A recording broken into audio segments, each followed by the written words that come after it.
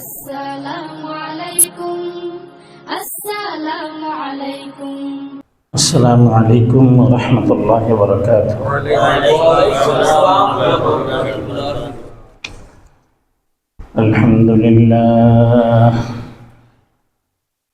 الحمد لله نحمده ونستعينه ونستغفره ونؤمن به ونتوكل عليه ونعوذ بالله من شرور أنفسنا من يهده الله فلا مضل له ومن يضلله فلا هادي له أن يشهد أن لا إله إلا الله وحده لا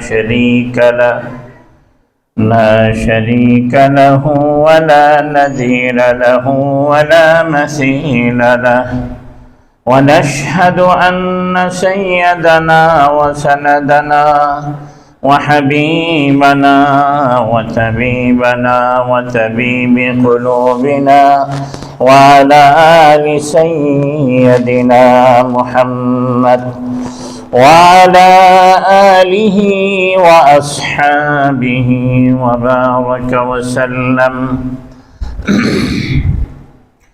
أما بعد فأعوذ بالله من الشيطان الرجيم بسم الله الرحمن الرحيم يا أيها الذين آمنوا كتب عليكم الصيام كما كتب على الذين من قبلكم لعلكم تتقون صدق الله المولانا العظيم وقال صاحب الرسالة صلى الله عليه وسلم من صام رمضان إيمانا واحتسابا غفر له ما تقدم من ذنبه أو كما قال النبي صلى الله عليه وسلم وصدق رسوله النبي الأمي الكريم وصدق من الشاهدين والشاكرين والحمد لله رب العالمین حمد و تعریف اس خدا کی جس نے بخشا زندگی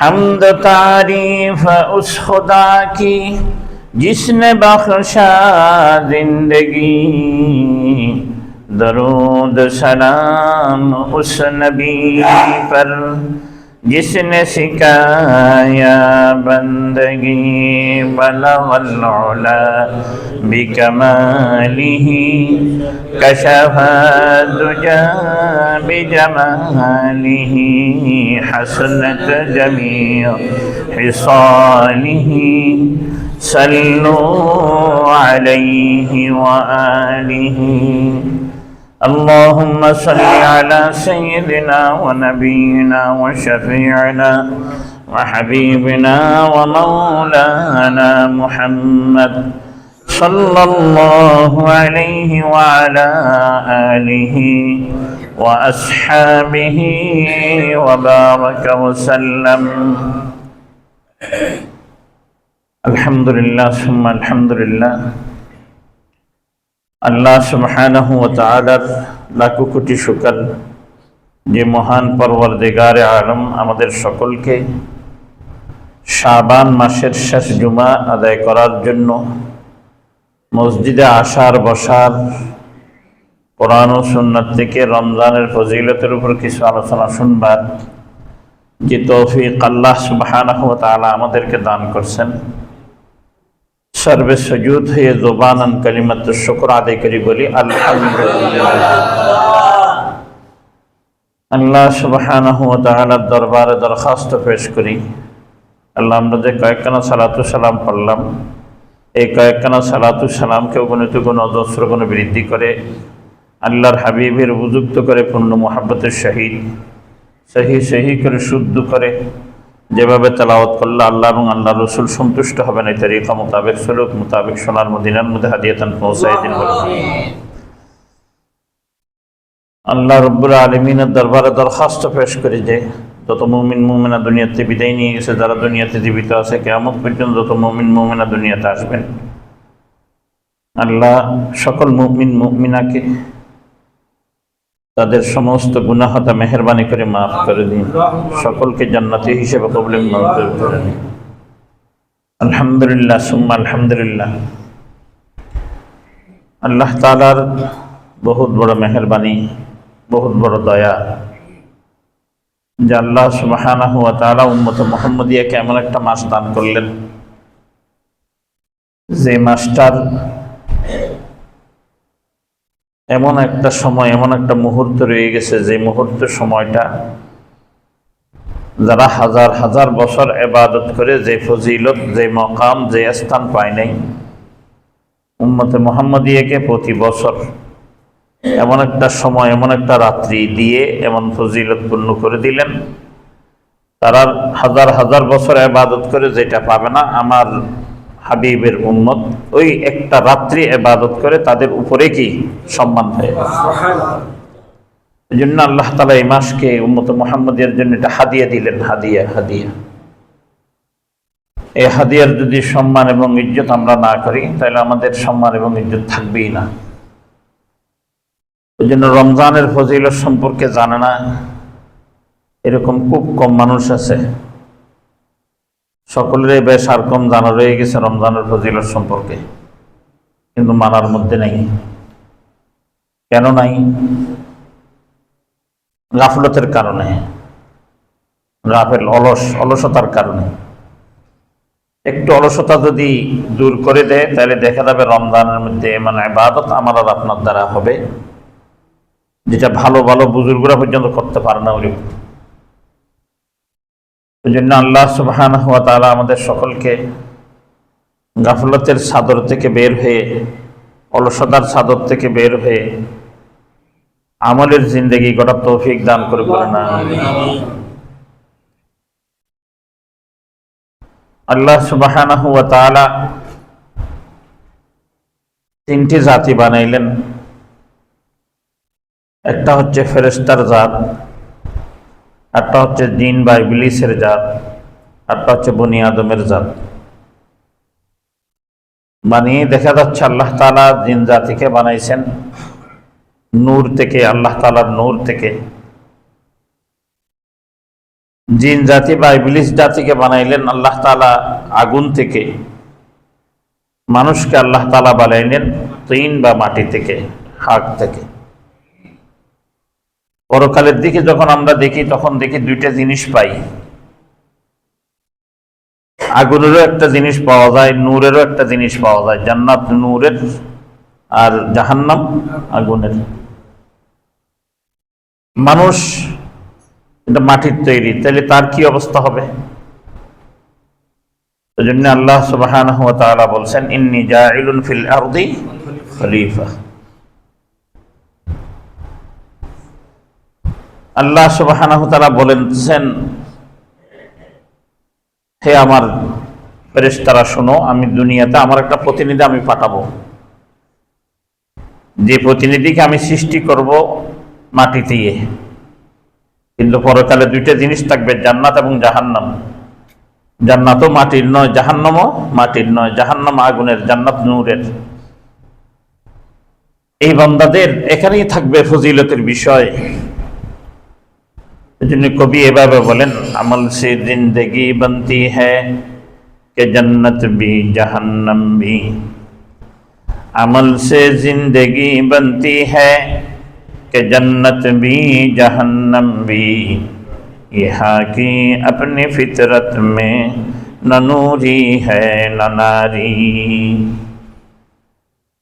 এই মানুষ তার ফিতরত, তার জাতিগত সেই আগুনেরও নয়, সেই নূরেরও নয়, কিন্তু কর্মদিক দিয়ে সে নির্ধারণ করে নেবে সে আগুনের তৈরি না নূরের তৈরি। এই কর্মই হচ্ছে তার সবচেয়ে বেশি দামি জিনিস। আল্লাহ সুবহানাহু ওয়া তাআলা ওই জন্যই একটা আরবিতে প্রবাদ হয়ে গেছে, আল ইলমু বিলা আমালিন কাশাজারিন বিলা সামারিন। আল ইলমু বিলা আমালিন কাশাজারিন বিলা সামারিন। ইলম আছে, জানা আছে, রমজানুল ফজিলত সম্পর্কে জানা, অগাধ জানা, কিন্তু আমল নাই। বলতেছি যে ওই রকম যে বৃক্ষ আছে, বৃক্ষটা এত সুন্দর, এত সুন্দর, এত সুন্দর বলার মতো না, কিন্তু কি দেয় না? ফল দেয় না। ফলবিহীন বৃক্ষ যতই সুন্দর হোক, এই জায়গায় যদি ফলওয়ালা একটা, উত্তম ফলওয়ালা একটা বৃক্ষ পাওয়া যায়, ওই বৃক্ষ যত সুন্দর হোক তারে ফেলে দিয়ে ফলওয়ালা বৃক্ষ কি এখানে লাগাই দিবে। অনুরূপ ভাবে আল্লাহ সুবহানাহু ওয়া তাআলা বলতেছেন, বান্দা তোমরা ওই জাতির মতো হইও না। তোমাদেরকে আমি উদাহরণ দিচ্ছি, সূরা জুমা আয়াত নম্বর 5, আল্লাহ তাআলা বলেন, কামাসালিল হিমারি ইয়াহমিলু আসফারা। জানো, গাধার পিঠের উপর যখন কিতাবের বোঝা উঠিয়ে দেওয়া হয়, কোরআন শরীফের, তাফসীরের, হাদিসের বিভিন্ন গ্রন্থ যখন উঠাই দেওয়া হয়, সেই কিন্তু জানে না আমার পিঠের উপর কি আছে, সে টানায় আরম্ভ করে দিচ্ছে। এই জন্য খবরদার, তোমরা এই গাধার মতো তোমরা হইও না, যে তোমার মধ্যে রমজানের ফজিলত জানা আছে, কিন্তু তুমি কি রমজানের কোনো আমল তোমার মধ্যে নাই, এরকম যেন তোমার না হয়। যদি রমজানের ফজিলত জানা আছে ঠিক আছে, কিন্তু রমজানের আমল তোমার মধ্যে নাই, তোমার মধ্যে আর কামাসালিল হিমার ইয়াহমিলু আসফারা, এর মধ্যে কোনো বেশ কম থাকবে না। ওই জন্যই রমজান অত্যাধিক দামি। এত দামি মাস, এত দামি মাস, এরকম দামি মাস আর নাই, আর নাই, আর নাই। ওই জন্য এক একটা মুহূর্ত, এক একটা সময়কে আমরা দাম দিব, কিমত দিব। তখন দেখা যাবে আল্লাহ সুবহানাহু ওয়া তাআলা আমাদের এই হায়াতকে দামি বানিয়ে দিবে ইনশাআল্লাহ তাআলা। আল্লাহ তাআলা বললেন, ইন্নী জাইলুন ফিল আরদি খলিফা।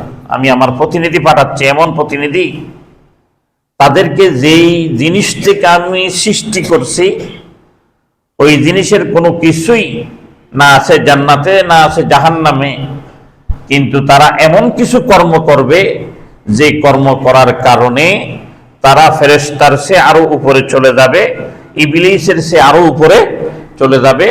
তারা জান্নাত নামে যে নিয়ামত আমি দান করলাম, এটা তারা ভোগ করতে থাকবে।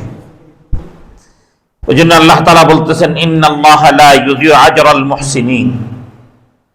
যারা মুহসিন, ওদের কোনো কর্মের প্রতিদান আমি বৃথা যাইতে দিই না। মুহসিন কাকে বলা হয়? যে সন্তান পিতার ঘরে খায়, পিতার ঘরে থাকে, পিতার ঘরে বাস করে, কিন্তু পিতার কথা শুনে না, তাইলে কি তাকে বাধ্য সন্তান বলবে না অবাধ্য সন্তান বলবে? অবাধ্য সন্তান বলবে। অবাধ্য সন্তানের কোনো দাম পিতার কাছে নাই, যতই টাকা কামাক না কেন। বলো টাকা কামাইতে জানে ঠিক আছে, কিন্তু ওর মধ্যে কি নাই? সন্তানের যে যোগ্যতা, এটা নাই। সন্তানের যোগ্যতা হচ্ছে পিতামাতার বাধ্য হওয়া। অনুরূপভাবে আল্লাহ সুবহানাহু ওয়া তাআলা বলতেছেন, বান্দা আমি তোমাদেরকে দামি বানাবো ওই সময় যদি তোমরা আমার বাধ্য বান্দা হয়ে যাও। ওইরকম বাধ্য বান্দা যারা হবে তাদেরকে আমি সম্বোধন করতেছি মুহসিন হিসাবে। তাদেরকে যে আমি ইহসান করছি, তাদের প্রতি যে আমি দয়া করছি, এই দয়ার কৃতজ্ঞতা তারা কি করলেন? প্রকাশ করলেন তাদের কর্ম দিয়ে, আমল দিয়ে। যতক্ষণ পর্যন্ত তারা আমল দিয়ে এই কৃতজ্ঞতা প্রকাশ করতে পারবে না, এই বান্দারা ইন্নী জাইলুন ফিল আরদি খলিফা হতে পারবে না। এখন সকলেই চিন্তা করি, আমরা প্রতিনিধি, আল্লাহর প্রতিনিধি আমরা হব কি হব না? যদি আল্লাহ তাআলার প্রতিনিধি আমাকে আপনাকে হইতে হয়, তাহলে আমাকে আপনাকে সকলকে রমজান যে মাসটা আসতেছে, এই মাসকে আমরা অত্যাধিক দাম দেব, কিমত দেব। কারণ আল্লাহ সুবহানাহু ওয়া তাআলা এই রমজানকে তো এমন ফজিলতপূর্ণ করছেন, আমি গত জুমায় বলেছি, খুতবার মধ্যে বলবো, আল্লাহ নবী রাসূলুল্লাহ সাল্লাল্লাহু আলাইহি ওয়াসাল্লাম বলতেছেন, তুমি আজকে আমরা যে জুমা পড়ব, এই জুমাটা এক জুমাই হবে, এক জুমার পরিবর্তে 2 জুমা বলাও যাবে না। আগামী জুমাটা আসতেছে, চাই 29-এ হোক এই মাস, 30-এ হইলেও আগামী জুমা যেটা, এটা রমজানে ঢুকে যাবে। 29-এ হইলে বুধবার দিনগত রাত্রে রোজা রাখবে, 30-এ হইলে বৃহস্পতিবার দিনগত রাত রাখবে, অর্থাৎ শুক্রবার রাত্রে। তাইলে দেখা যাচ্ছে শুক্রবার রমজানের মধ্যে ঢুকে যাবে। যদি শুক্রবার রমজানে ঢুকে, আজকের শুক্রবার এবং আগামী শুক্রবারের সাথে পার্থক্য কতটুকু, এটা তো আমরা সকলেই জানি, শুনতেছি, গত জুমাইও শুনছি। কারণ এই জুমা, একটা জুমা আদায় করব, একটা জুমার সওয়াবে আমি পাবো। কিন্তু আগামী জুমা আদায় করব, যে সওয়াবটা কমসে কম আল্লাহর নবীর কথা মোতাবেক 70 জুমা আদায় করলে যে সওয়াব, ওই সওয়াব আমার নামে পাওয়া যায়। তাহলে মাসে 4 জুমা, 4 না, আমি এটা বলতেছি না, আমি রমজানের জন্য, আমি মাসের 4টা জুমা, বছরের মধ্যে 4 12 52, তার মধ্যে আরো 3টে দোকান, বেশ আরো 52টা জুমা হয়, মানে আরো 4টে টুকরে 52টা। কিন্তু একটা বছর আপনি জুমা পাচ্ছেন কত? মাত্র 52টা। আর রমজানের মধ্যে একটা জুমা আপনি পাচ্ছেন কয়টা? 70টা। আর যদি 4টা যদি পান, এবছর এই রমজানে 5টা পাবেন। এই রমজানে কয়টা পাবেন? 5টা।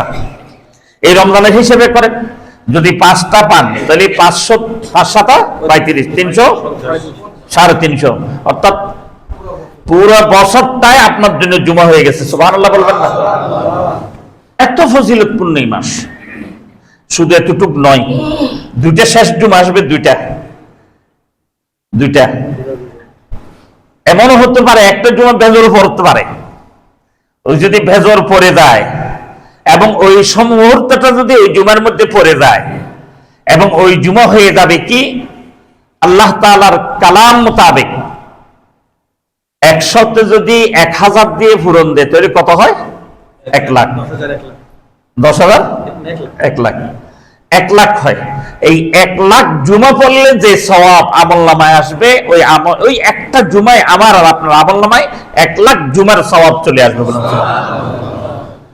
বললেন, যদি এরকম অবস্থা হয়, উম্মতে মুহাম্মাদিয়ার সবচেয়ে হায়াত বেশি পেয়েছে নূহ আলাইহিস সালামের কওম, যেটা কোরআন শরীফের ভাষায়, কোরআন শরীফে যেটা সবচেয়ে বেশি হায়াত বেশি দেখাইছে নূহ আলাইহিস সালামের কওমকে, জাতিকে। এই নূহ আলাইহিস সালামের কওম সবচেয়ে বেশি কতটুকু পাইছে? 2200 থেকে 2300 পর্যন্ত তারিখ এবং ইতিহাসে পাওয়া যায়, এর বেশি পায় নাই কেউ বয়স। এখন যে ব্যক্তি এরকম যদি রমজান মাসের একটা জুমা যদি 1000 মাসের সমান পায়, 1000 মাসকে যদি 12 দিয়ে পূরণ দিয়ে কত বছর পর্যন্ত পৌঁছে, এরকম যদি সে যদি 60 বছর বাঁচে, 60 থেকে 15 বছর বাদ দেন, রইল কত? 60 থেকে 45। এই 45 বছর যদি এরকম একটা জুমা পায়, তাহলে তার কত যে সওয়াব! এটা নূহ আলাইহিস সালামের কয়েক গুণ বান্দাও যদি একসাথে মিলে, এরপরও তার সাথে টক্কা দিতে পারবে না। আল্লাহ সুবহানাহু ওয়া তাআলা এরকম ফজিলত, এরকম সম্মান, এরকম ইজ্জত উম্মতে মুহাম্মাদিয়াকে দিয়েছে। কিন্তু উম্মতে মুহাম্মাদিয়া গাফিল হয়ে গেছে, অলস হয়ে গেছে। রমজান আসার পরও এই উম্মতে মুহাম্মাদিয়া ইবাদত থেকে দূরে থাকে। আফসোস, আল্লাহ সুবহানাহু ওয়া তাআলা ওই জন্য বলতেছেন, শোনো বান্দা, শুধু এতটুক তো নয়, আমি কি করি বান্দা তুমি জানো? আমি এই জিনিসটা তোমাদের জন্য করি, যে বান্দা রোজা রাখে তার ফজিলত কি তুমি জানো? মান সামা রমাদানা ঈমানান ওয়া ইহতিসাবা, ঈমানের সাথে সওয়াবের আশা নিয়ে যে ব্যক্তি কি রাখে, রোজা রাখে, গুফিরা লাহু মা তাকাদ্দাম মিন যামবি, সে বিগত জমানায় যত ধরনের গুনাহ করছে, গুনাহ কিন্তু এখানে সগীরা কবিরা, এটা বান্দার হক না আল্লাহর হক, এগুলো কোনো কথা নাই। তাহলে আমি এগুলো কথা বলতে যাবো কেন? আল্লাহ নবীর জুবানে যেরকম ঘোষণা দিছে, আমি ওই রকম ঘোষণা দিতে যাব। এই ঘোষণাটা কি? আল্লাহ নবী বলতেছেন, গফিরা লাহু মা তাকাদ্দাম মিন যামবি, তোমার আগেকার যত ধরনের গুনাহ রয়ে গেছে, সমস্ত গুনাহ কি হয়ে যাবে? মাফ হয়ে যাবে। এই রমজানের রোজা এত দাম, এত কিমত, কারণ রমজানের এক অর্থ কিন্তু আগুন, সিয়ামেরও এক অর্থ আগুন, জ্বালিয়ে দেওয়া, পুড়িয়ে দেওয়া, সারকার করে দেওয়া, ধ্বংস করে দেওয়া, শেষ করে দেওয়া। নেকি কখনো শেষ করতে কেউ পারে না, ভালো জিনিস কখনো খারাপ করতে কেউ পারে না, কিন্তু মন্দ জিনিস খারাপ করতে পারে, যেটা সকলেই সমর্থন করে। আল্লাহ সুবহানাহু ওয়া তাআলা বলতেছেন, তোমার যত ধরনের পাপ থাকবে এই রোজায় তোমার সমস্ত পাপকে কি দিবে? ঝালিয়ে দিবে, ধুই মুছে পরিষ্কার করে দিবে, শেষ করে দিবে, ধ্বংস করে দিবে। এরপর আল্লাহ নবী রাসূলুল্লাহ সাল্লাল্লাহু আলাইহি ওয়াসাল্লাম বলছেন, আরো শুনো, আল্লাহ সুবহানাহু ওয়া তাআলা এই রমজান মাসটা এত সম্মানী মাস করছে এই উম্মত মুহাম্মদিয়ার জন্য। ইজা জাআ রমজান, যখন রমজান আসে, ফুতিহাত আবওয়াবুল জান্নাহ, আল্লাহ সুবহানাহু ওয়া তাআলা জান্নাতের সমস্ত দরজাগুলি খুলে দেন। ওয়া গুল্লিকাত আবওয়াবুন নার, এবং জাহান্নামের সমস্ত দরজাগুলিকে আল্লাহ তাআলা বন্ধ করে দেন। ওয়া সুসিলাতিশ শায়াতিন, এবং আল্লাহ সুবহানাহু ওয়া তাআলা শয়তানকে বেরি পড়াইয়া দেন। হাদিস শরীফের মধ্যে মুহাদ্দিসিনে কেরাম বলেন, তাদেরকে এমন জায়গায় বেরি পড়াইয়ে নিয়ে যায় যেখান থেকে ওয়াসওয়াসা দেওয়া পর্যন্ত দুষ্কর। তাহলে এখন কেউ কেউ প্রশ্ন করবে যে হুজুরের পরও যে দুষ্টামি কাজ করে, ইবলিসের কাজ করে, উলামায়ে কেরাম এটা মধ্যে 11 মাস করছিল, তো একটু অভ্যাসটা রয়ে গেছিল, বাদ দিতে পারেনি। ওই বাদ দেওয়ার জন্যই যে ব্যক্তি আমি বলছিলাম শবে বরাতের আলোচনার মধ্যে, এটা আমাদের জন্য একটা শিক্ষানবিশ কাল। যদি আমি এই রাত্রিকালীন ইবাদত করতে পারছি, দিনে রোজা রাখতে পারছি, তাহলে সামনে এসে যে 1 মাস আমার জন্য আসতেছে হাদিয়া এবং তোহফা, এই হাদিয়া তোহফা আমার জন্য দাবি এবং কিমতি হয়ে যাবে। শয়তান ওই 15 দিন আগে আমার থেকে পালাইতো, কিন্তু এখন একদিন আগে যাইতেছে, তো ওয়াসওয়াসা রেখে যাচ্ছে। এই ওয়াসওয়াসাগুলি আমাকে বিভিন্ন ধরনের খারাপ কাজের মধ্যে জড়াইয়ে ফেলে। আল্লাহ সুবহানাহু ওয়া তাআলা আমাদের সকলকে এগুলি থেকে হেফাজত করুক, বলেন আমিন। এরপর রয়ে গেছে সেহরি এবং ইফতারি। সেহরি আমরা তাড়াতাড়ি খেয়ে ফেলি, ইফতারি আমরা দেরি করি, যেটা পুরো বিপরীত, উল্টা, সুন্নাহর খেলাফ। সুন্নাহ হচ্ছে সেহরি দেরি করবে, ইফতারি তাড়াতাড়ি করবে। আমি ভুল বললাম নাকি? আমরা কিন্তু সেহরি আগে আগে খেয়ে খাইয়ে দিয়ে শেষ করে দিলে তো হইলো, দূর এতক্ষণ তাই লাভ কি যেত। ইফতারি না, মনে সময় এখন সন্দেহ শুরু করে। ইসলাম সন্দেহকে স্থান দেয় না। ওই জন্য আল্লাহ নবী রাসূলুল্লাহ সাল্লাল্লাহু আলাইহি ওয়াসাল্লাম বলতেছেন, তাসাহহুরু ফাইন্না সিহরু বারকা, তুমি তোমার সেহরিকে একদম শেষ সময় করো, একদম শেষ সময় করো, এর মধ্যে তোমার জন্য কি রয়ে গেছে? বরকত রয়ে গেছে। আল্লাহ নবী রাসূলুল্লাহ সাল্লাল্লাহু আলাইহি ওয়াসাল্লাম ইফতারের ব্যাপারে বলতে, আহাব্বুল ইবাদি আল্লাযী আজামাল ফিতরা, আল্লাহ পাক রব্বুল আলামিন, আল্লাহ আযজা ওয়া জাল্লা বান্দাকে, ওই বান্দাকে মহব্বত করেন যে বান্দা ইফতারিকে তাড়াতাড়ি করেন। ইফতারিকে কি করেন? তাড়াতাড়ি করেন। আল্লাহ নবী রাসূলুল্লাহ সাল্লাল্লাহু আলাইহি ওয়াসাল্লাম বলছেন, লিরমাদান ফি আত'আমিত তাআম ওয়া আসফিরুল হাসান, যখন তোমাদের সামনে রোজা আসবে তোমরা খাদ্য অভ্যাস কমাই ফেলবে। কি করবে? খাদ্য অভ্যাস কমাই ফেলবে। খানা যখন কম করবে তখন তুমি কি করতে পারবে? তোমার স্বাস্থ্য ভালো থাকবে, ইবাদত বন্দেগী তুমি রুজু হইতে পারবে। এখন তো মাশাআল্লাহ আমরা ইফতারের সময় আজকে তো এলান করবো ইনশাআল্লাহ। এখন তো সবাই আসেন, ওই জন্য এলান করিনি। করবো যে মাগরিবের পর আজান যখন দিবে, আজানের থেকে 15 মিনিট 16 মিনিট 17 মিনিট পর্যন্ত আপনাদেরকে সময় দেওয়া হবে।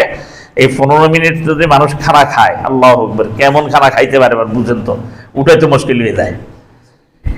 তারপর যে বস, এই জন্যই ভাইও রমজান খানা কমাই দিব, রমজান খানা একদম কমাই দিব, যত কম পারি অযথা কাজ কমাই দিব, আড্ডা উড্ডা কমাই দিব, বন্ধু বান্ধব সবাইকে নিয়ে মসজিদে চলে আসব, মসজিদে চুপ করে বসে থাকবো। মসজিদে যে আমি চুপ করেও বসে থাকি, এরপরও আমার জন্য আল্লাহ সুবহানাহু ওয়া তাআলা ইতিকাফের সওয়াব দিতে থাকবে, বলেন সুবহানাল্লাহ। সময় মসজিদে কাটাবো।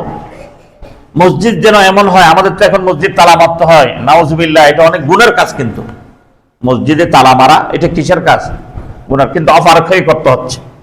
এই গুনার কাজটা কি হয়ে খুলে রাখলে তো জুতা পর্যন্ত চুরি হচ্ছে। যখন মানুষ আছে জুতা চুরি হয়ে যাচ্ছে, একসাথে 3-4 জোড়া জুতা চুরি করে নিয়ে যাচ্ছে। মানে একটা মসজিদ, এটাও চোরের ভয় নেই।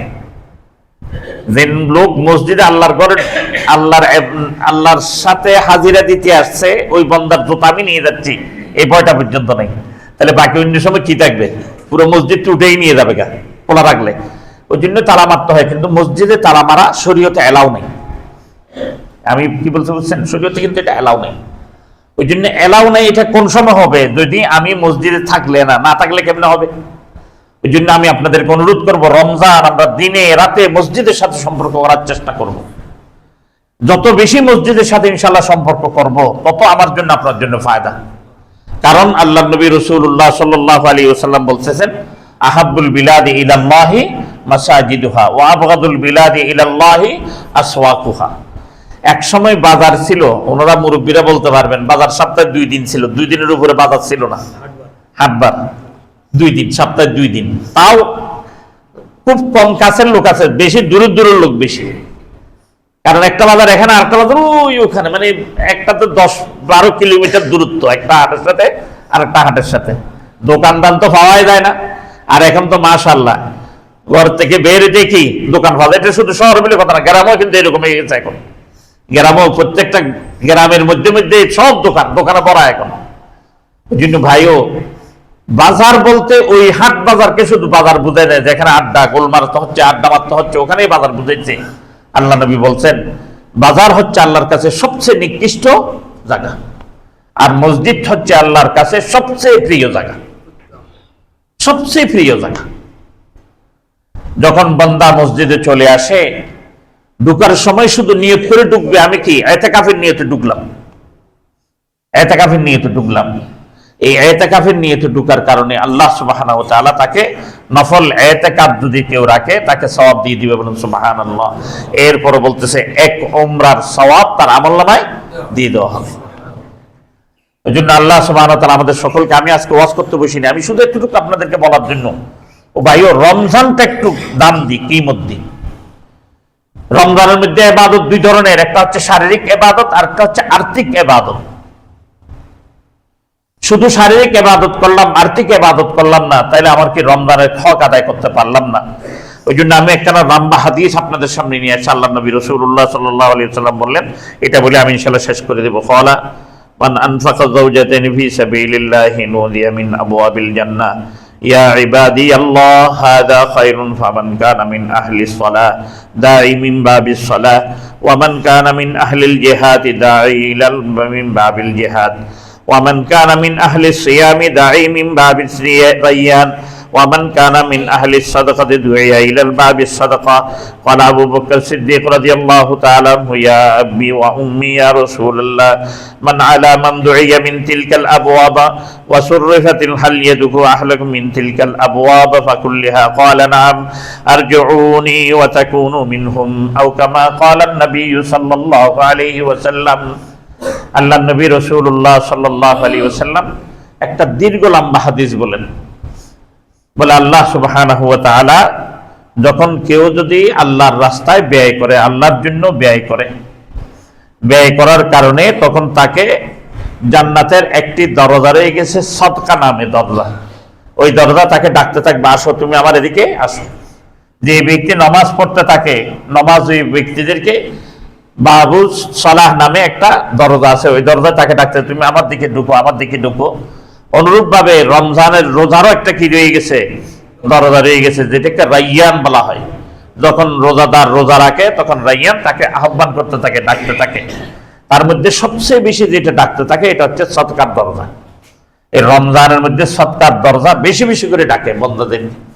এই জন্য আমরা যে যতটুক পারি বেশি করে দান করব, দান করব, দান করব। কারণ এই রমজানে যদি আমি আর আপনি দান করি, আমি তো কিছুক্ষণ আগে পূর্বে হিসাব আপনাদেরকে লাগাইছিলাম একটা নামাজের, অনুরূপ ভাবে আল্লাহ তাআলা বলতেছেন, যদি তুমি শুনো একটা দানা তুমি দিছো, আমি এটাকে 10টা শাখা করি এবং প্রত্যেকটা শাখার মধ্যে আমি 100 করে দিই, তাহলে 10 শাখায় যদি 100 হয় তাহলে কত হয়? 1000। 1000 কয়টা হয়? 1000 হয়। এই 1000 আবার বলতেছে তোমাকে আমি এটা 70-এর দ্বারা রূপান্তরিত করে দিই, তাহলে এটা কত হাজার হয়ে যায়? 70,000 হয়ে যায়। এই 70,000 পর্যন্ত হাদিস থেকে পাওয়া যায়, কিন্তু এটা যখন কোরআনের দিকে যখন পার হয়ে যায় তখন এটা লক্ষ কোটি কোটি গুণ সওয়াবের দিকে রূপান্তরিত হয়। শুধু একটা মাস, এটা হচ্ছে রমজান। অন্য কোনো মাসের মধ্যে দানের ফজিলত এরকম নাই। এই জন্য আলহামদুলিল্লাহ আমাদের দেশে যারা যাকাত দেন তারা রমজানকে বেছে নেন 2টা জিনিসের জন্য, একটা সওয়াবের আশা, দ্বিতীয় নম্বর হিসাব সহ সওয়াব আশা। কারণ যদি অন্য সময় দেয় যেটা লিখে রাখছে এটা যদি হারিয়ে ফেলে তাহলে ভুলে যায়, কিন্তু রমজান টু রমজান এটা ভুলার কোনো সুযোগ নাই। ওই জন্য রমজান টু রমজান করে। আলহামদুলিল্লাহ, এটা ভালো যদি এই নিয়তে করে থাকে যে রমজান টু রমজান হিসাবটাও ঠিক থাকবে এবং সওয়াবও বেশি পাওয়া যাবে। এই শুধু এতটুক নিয়তের সওয়াব আল্লাহ তাআলা দিয়ে দিবে, বলুন সুবহানাল্লাহ। ওই জন্য আল্লাহ সুবহানাহু ওয়া তাআলা আমাদের সকলকে রমজানের মধ্যে শারীরিক যেমন আমল রয়ে গেছে, আর্থিক আমলগুলি রয়ে গেছে, আর্থিক আমলগুলি করার তৌফিক দান করুক, বলেন আমিন। আল্লাহ সুবহানাহু ওয়া তাআলা আমাদের সকলকে রমজানকে যথাযথ সম্মান, রমজানের যে ইজ্জত, রমজানের যে আবরু, এগুলিকে আদায় করার তৌফিক দান করুক, বলেন আমিন। ওয়া আখিরু দাওয়ানা আলহামদুলিল্লাহি রাব্বিল আলামিন।